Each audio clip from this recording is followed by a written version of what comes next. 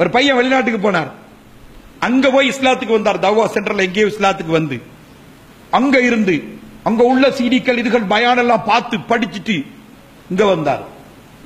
வீட்டுக்குள்ள வந்து வீட்டுல போர்டுல ஒன்று எழுதி போட்டிருக்காங்க தெரியுமா? அவங்க இந்து குடும்பம், சிலை வணக்கம் செய்பவர்கள் இந்த ரூமுக்குள் போக வேண்டாம். எப்படி இருக்கிறது சுப்பிரமணியத்தில் வீட்டுல, அவரோட வீட்டுல இருக்கிறாரு. இந்த ஆள் வந்து இஸ்லாம் கிடைச்சிட்டு அந்த ஆள்ட தாடியும் அவனோட தொழுகையும் அவரோட இஸ்மால் இல்லாத உடுப்பும் சுபஹானல்லாஹ் அதால் போட்டிருக்காங்க தண்ட ரூமுக்குள்ள. அப்படி போட்டிருக்காரு. எப்படி தெரியுமா? இதிலே சிலை வணக்கம் செய்பவர்கள் போக வேண்டாம். அவன் தங்கச்சி எல்லாம் ஏலவல் படிச்ச பிள்ளைகள், அல்லாஹ் ரஹ்மத் செஞ்ச எல்லாம் இஸ்லாத்துக்கு வந்துட்டாங்க. அல்ஹம்துலில்லாஹ் ரப்பில் ஆலமீன், எல்லாம் இஸ்லாத்துக்கு வந்துட்டாங்க. அந்த பையன் போட்டு வச்சிருக்கிறான், சிலை வணக்கம் செய்பவர்கள் பேச வேண்டாம். இந்த வீட்டில் தயவு செய்து செத்த மாமிசங்களை உண்ண வேண்டாம், சமைக்க வேண்டாம். எப்படி இருக்கும் விளம்பரம்? வீட்டுக்குள்ள போட்டுக்கிட்டான். பன்றி இறைச்சி சாப்பிடவும் வேண்டாம், அப்படி சாப்பிடுபவர்களோடு தொடர்பு வைக்க வேண்டாம்.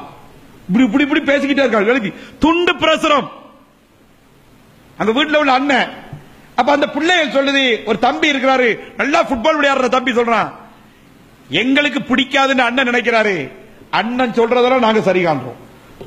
நாங்களும் செத்த இறைச்சி சாப்பிடறதுக்கு விருப்பம் இல்ல, பண்டி இறைச்சி சாப்பிடறதுக்கு விருப்பம் இல்ல, மதுபானம் குடிக்கிறதுக்கு விருப்பம் இல்ல. கொஞ்சம் கொஞ்சமாக நாங்களும் அப்படியே செஞ்சுக்கிட்டு தான் வாரோம். சிலை வணக்கம் ஒரு காலத்துல கும்பிட்டுக்கிட்டு இருந்தோம், செஞ்சோம். இப்ப அதெல்லாம் விட்டுட்டோம், பெருசா கோயிலுக்கும் போறதில்ல. ஆனா எங்க அண்ணன் பாருங்க, வீட்டுக்குள்ள இருந்து கொண்டு தாகுவா. சுபஹானல்லாஹ்.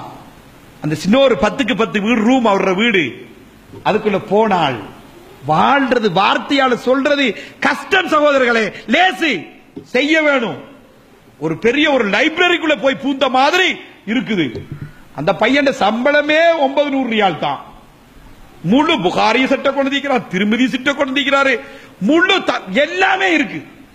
எந்த பயானம் கேட்டாலும் முழுக்க முழுக்க அதான் பெட்டி தான் கொண்டு வந்திருக்காரு. அதுல வேற சொல்றாரு, இன்னொரு 2 மீட்டர் பெட்டி போட்டிருக்க, அதுல இருக்குது மத்ததெல்லாம். எப்படி இருக்கும்? பக்கத்து ரூம்லாம் வைக்க வேணும். இஸ்லாத்தை விரும்பிட்டால் சலிப்பில்லாத பாருங்க. இஸ்லாம் கிடைச்ச உடனே அவர் சொல்றாரு, மௌலவி ஆச்சரியமா இருக்குது மௌலவி, இந்த தீனுல் இஸ்லாத்தை மக்கள் விரும்பாம இதுல புறக்கணிச்சு கொண்டு இதுல பொடுபோக்காக இருக்கிறார்களே என்று நினைக்கின்ற போது எனக்கு ஆச்சரியமாக இருக்கு, ஆச்சரியமாக இருக்கும். அவங்களோட தம்பி சொல்லுவாரு, எங்க அண்ணன் 4:30 மணி 5 மணிக்கெல்லாம் எழும்பிடுவாரு, 4:30 மணிக்கெல்லாம் எழும்பிடுவாரு. எழும்பிட்டு எங்களுக்கு டிஸ்டர்ப் இல்லாம இதால போய் இந்த 2 ரூமையும் கடந்துட்டு போய் அங்கால போய் செம்புல தண்ணி எடுத்து தூரத்துல இருந்து, நாங்க இஸ்லாத்துக்கு வர வேண்டும் என்ற ஆவல் அவளுக்கு இருக்குது, தூரத்துல போயிருந்து அவர் என்னமோ துப்புரவு செஞ்சு கொண்டு முகமெல்லாம் கழுவிட்டு வந்து, அவர் எப்ப பார்த்து வந்து எங்க அக்கா டீ குடிக்க போவாங்க, அண்ணன் தொழுதுக்கு நிப்பாரு, அண்ணன் தொழுதுக்கு நிப்பாரு. நாங்க யாருமே அவருக்கு டிஸ்டர்பா நடக்கிறது இல்ல. அவர் வீட்டை எப்ப தொழ ஆரம்பிச்சாரோ, எப்ப வெக்கேஷன் வந்தாரோ, அண்டையிலிருந்து எங்களுக்கு எல்லாருக்கும் கடமைகளை, ஸ்கூலுக்கு பிள்ளைகள் பள்ளிக்கு போறது, மற்ற மற்ற வேலைகள் செய்வதெல்லாம் இலகுவாக இருக்குது. இல்லாட்டி சத்தமா கிடக்கும். எங்களுக்கு ஒரு பிரச்சனையும் கிடையாது.